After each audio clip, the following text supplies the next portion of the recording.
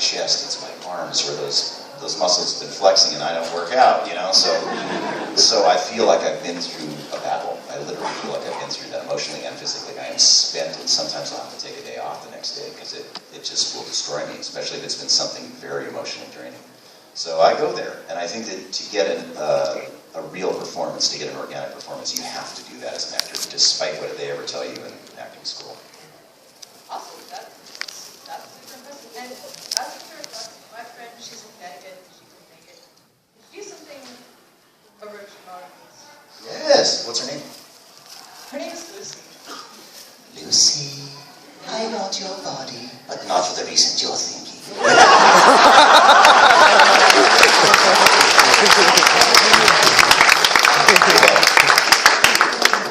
Sorry, honey. Just because she asked. She's pretty hot because she said no. Sorry. Hi. Hi. All right, I have, let me see, 2 requests. Can you do something from Amon and then something from Zabuza? Yes, Amon, I actually have something fun from Amon, actually. I haven't done this in a while. Okay, you ready? Because I'm on fire. Right now, I'm on stage. I'm on Decora. I'm on TV. I'm on a roll. I'm on a quest for equality. I'm on thin ice. I'm on a boat. I'm on a bender. I'm on a tight schedule. Fave dessert, chocolate almonds. I'm unable to answer that. Can I get an almond, somebody?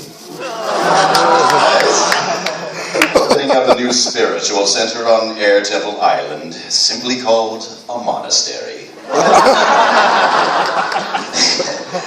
Vendors hate the first day of the week. You know why? Because it's a Monday. Favorite high-stakes game? A Monopoly.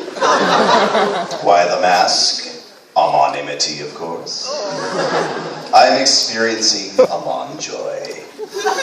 Try the Amon butter, it's delicious. I'm on YouTube. Favorite anime? Digimon. I'm lactose intolerant. Gotta need Amon milk. And finally, eek, it's a monster.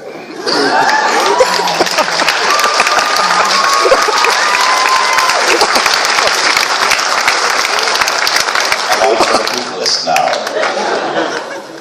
have to say, that was my favorite thing because I am con-free. Thank you. And then Zabuza, you said? Yeah. I don't remember much from him. I created a vortex, but he created one first! I think that was one of his lines, right? Yeah. Ushisaru Satsu. That was him. Thank you. Ushisaru Tatsu. I forgot what I used to know the whole hand sign thing, too. I don't remember. Excellent. Hi. First of all, I must say I am a very big fan of your work, Amon, Zabuza, etc. The list goes on. Thank you. I have one question and a request. Out of all the voices that you've done, which character do you like the most? And do you think you can relate to? They're like children. They're like fingers. Which one do you cut off and throw away? Sorry, Jared. I mean, really, honestly, it's like choosing a body part. If somebody came up to you and said, well, I'm going to cut off your limbs, which is the one you like least, you know, what would you do? What would you say? They're all important to me in a different way, so I can't pick favorites like that. I love the one the most that I'm doing right now, you know, so whatever I'm working on when I come home, that's it. Okay. And the request is, can you do a famous meme in the Orochimaru voice? A famous meme? What is it? Any character.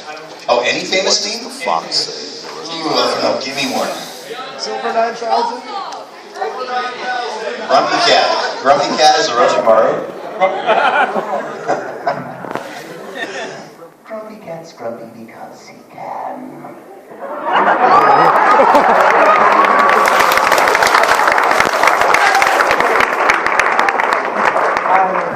Picture Orochimaru actually doing that. That would be awesome. Somebody's going to animate that, I know. I have two questions for you. Number one, how was it working on The Last of Us, the video game? Awesome. Did it really put you through any emotional nerve-wracking as you saw the game progress on? God, my butt kicked so hard in that. That one was more physical for me than emotional, because I don't remember, I don't think I really had any really big roles in that. I was usually the guys that were hiding and coming out and doing terrible things and dying. So I did a lot of dying. I died probably more in that than a lot of video games. So it was one of those things that was just physically taxing, because it's usually, he's over there, ah! It was kind of that fast. My next question, how was it working on Cowboy Bebop, and how did you develop Spike, and how did you feel acting as him? Cowboy Bebop was a happy surprise in my career. It was one of those things that I didn't know how big it was going to be. I didn't know how iconic their character was. I was just terrified that I was doing a lead role in a show, period. I think it was my first lead role, where I actually really had to kind of carry it. I had to bring it to the party. And I didn't consider myself to be a voice actor yet. I didn't think I had paid enough dues. I was terrified. I didn't know the full context of the story. And so I relied on my director, Mary, for everything. Mary knew the entire context of the story. She dialed me in as to what this character's emotions really should be or should not be. And she actually pulled me back a lot in Spike. Spike I saw as this sort of an action figure kind of character who, he fought like the biggest badass I'd ever seen. And so I kind of played him a little bit, and she would bring me back and brought the nuance into it. And so for me, that was like going to school. Working on Cowboy Bebop was really going to school, and I really learned to act on that show, probably more than any other show I worked on. And it's because I had great direction. She's an incredible director and a gifted actress herself, and I owe a lot to her for that. And the writer, Mark Handler, for doing the incredible ADR, and the whole company for giving me a break, for trusting me with something that big. And the biggest surprise came many years later when you guys fell in love with the show, and I realized how many of you it affected, and that's when it really started sinking in that, oh my God, I'm working on something so much bigger than I am. And it's carried on all these years later. It's created a life of its own. So, thanks for bringing back happy memories, man. Thank you. Thank you. Watch out for the church window. Yeah, that's a long drop. But it's slow motion, so it's okay. Sorry. Hi. I have a question and a request. Yes. Have you ever used your voice acting powers to order pizza?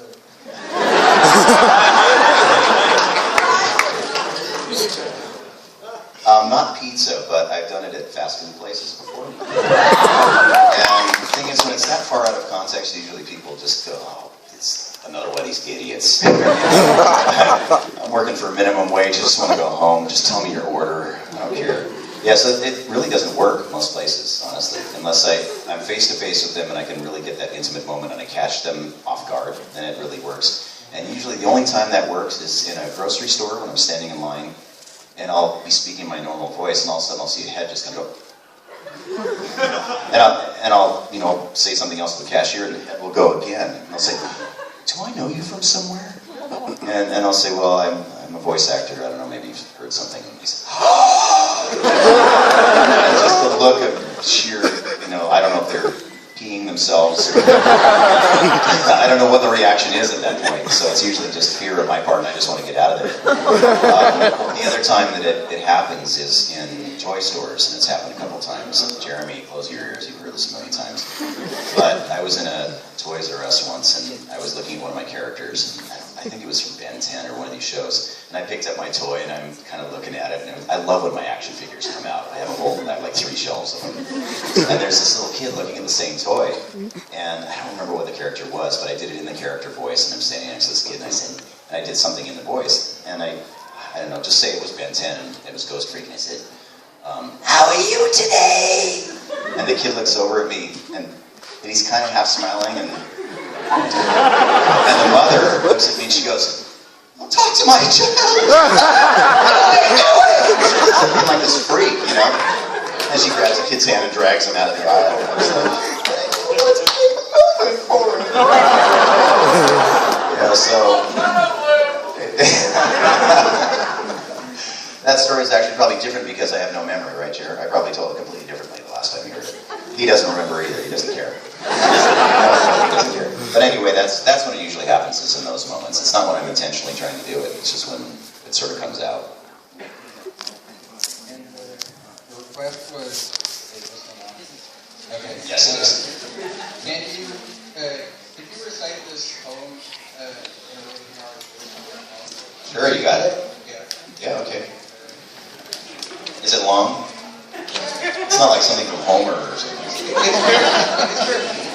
Okay. That's a lot. We need a little more time. I'm just trying to hold it. My arms. It's just. Yeah, come on up here. As Orochimaru, huh? Did you write this?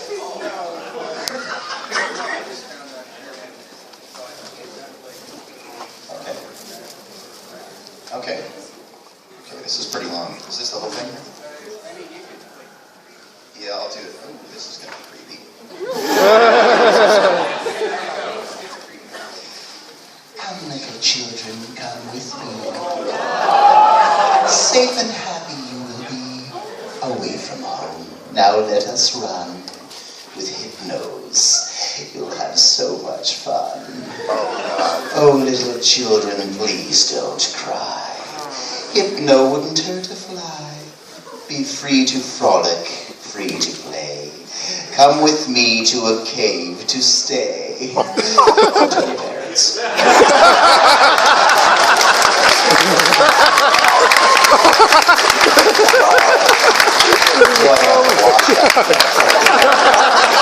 Sorry, moms. I didn't mean it. He made me do it. Don't tell your parents. Sasuke. I'm sorry. Hi, I have a question and request.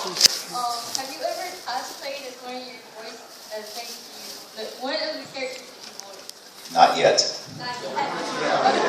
And can you give my weird horse friend in person a hug, please? Yes. I'm a dear horse man. Alright, can you make it upstairs safely? I don't want you to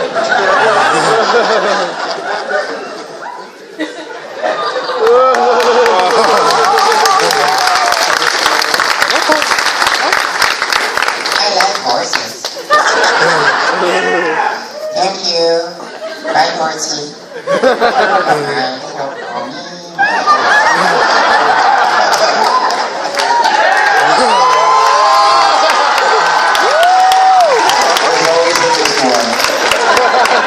Tara, eat your heart out, honey. I got my own personal pony. Hey. I apologize in advance for doing a bit of a throwback here, but what was it like getting into the character role of Darsha in Wilson? And how do you think you enjoy those kind of roles? Like, do you enjoy being those kind of characters? It was pure paradise. I loved doing those roles. He was dark. You weren't quite sure what the motivation was. But like a lot of my characters, I never know where they're going to go, and I didn't know the story until the end. And it was just lots to chew on. It was very well written. It was beautiful to look at on the screen. So much attention to detail. And the music was amazing. So just to work on anything with quality like that, I love working on it. And if a character has some meat to it, if there's a little meat on the bone for me to chew on, it makes me very happy. Thank you.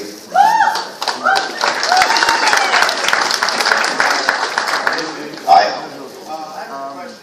How was it for you to actually get in the character of being, the overall badass that you were in Cowboy Bebop, being the bad guy and other monsters, to going to be someone kind of, like you say, more feminine as Dion Lister from Girl on It was liberating, hon. When you spend a lot of time in the dark places, it's nice to let a little light in, right, Pony? It was so much fun. All I can say is it's fun.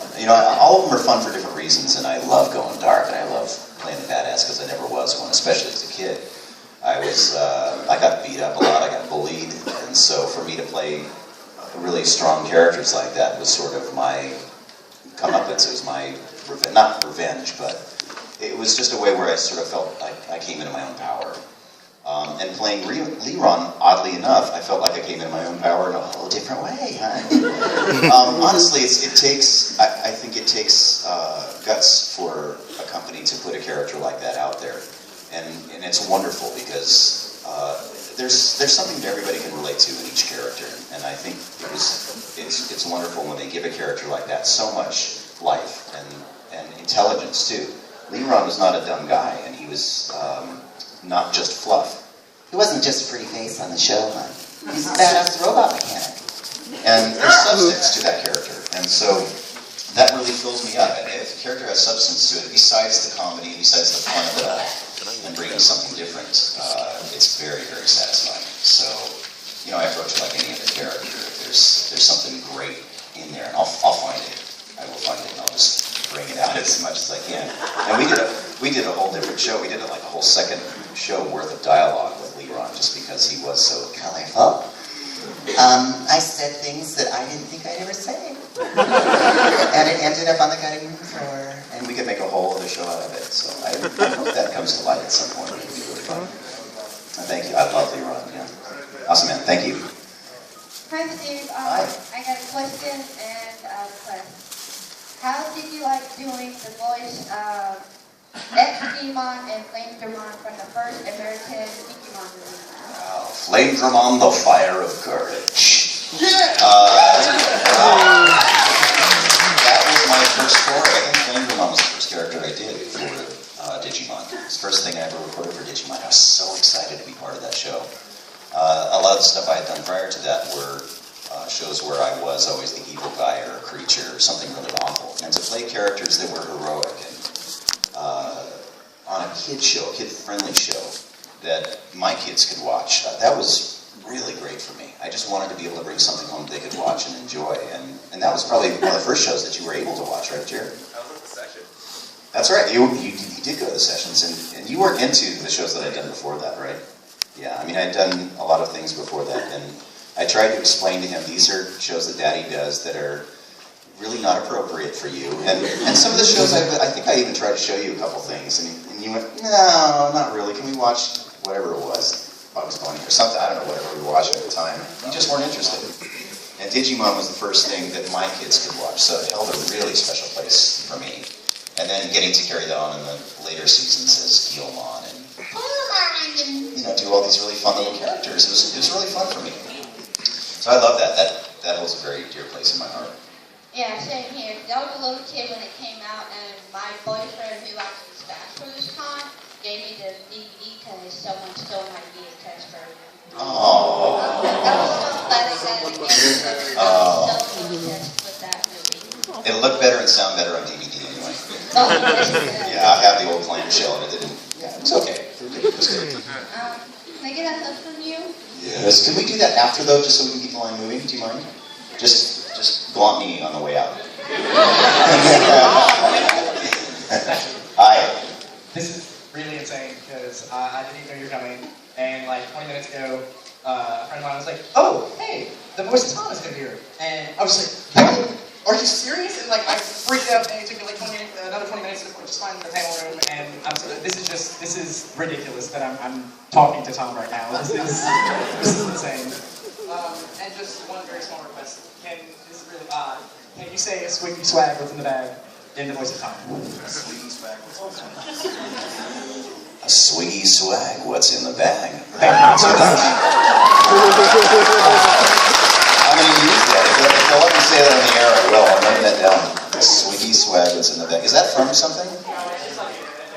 A swiggy swag, what's in the bag? I'm going to write that down and ask if I can say it for next week's show.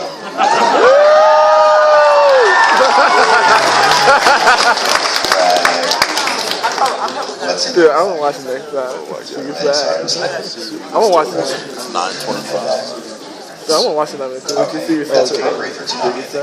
Especially because we got some surprises coming up. Are you guys watching Tsunami? Yeah. We got some surprises coming up for y'all. All right.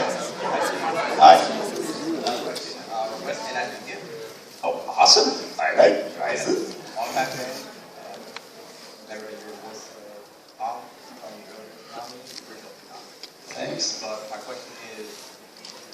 like developing the character of Roger Smith when you were on the road? Roger Smith was really cool. I mean, he's very similar to my normal voice print. There wasn't really much development for me character-wise because it's all done. You know, it had been done in Japanese before, and then the writers took it and ran with it. And my job was just to fill in the spaces with my stupid voice. So I wasn't charged with developing the character. I just kind of went with what was there. And that was a character that was really easy to step into just because he was cool and he spoke. It was just me, but cooler. So, and I had a giant robot. I mean, it was awesome. Speaking of the giant robot, I've been wanting to use it. Could you please call your makers? All my megadudes? Yes, all of them. Okay. Oh, yeah, here we go. Do that in here. Oh, we did it in the other room, right? Okay, ready? It's gonna be loud. Big O! Showtime!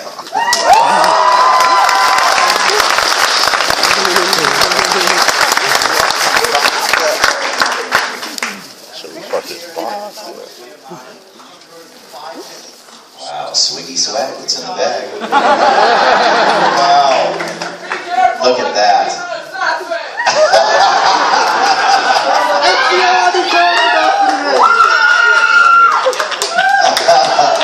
That's awesome, man. Sanche? What's her name? She's here? Hey, thank you. You're welcome. Thank you. That's awesome. And it says, bang. It says sorry for a crappy 5-minute. Really? It would take me like a month to do this, and I have to erase it and start over. I love artists. A great round of applause for artists.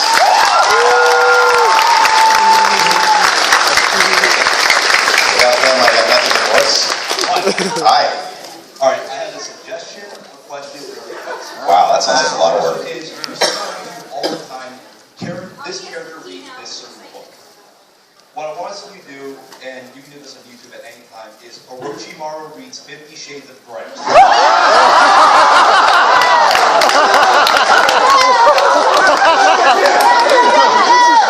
my god, I probably get sued. Probably so. So many characters and that you sometimes talk. Yes. Do you ever have arguments with yourself between your characters? Professionally, yes, because I have to. On screen, I've had too many times. By myself, it's probably not in character. It might be in character because I don't really listen to myself. Nor does anybody else usually listen to me in my family. Well, Jared has once. That one time in band camp.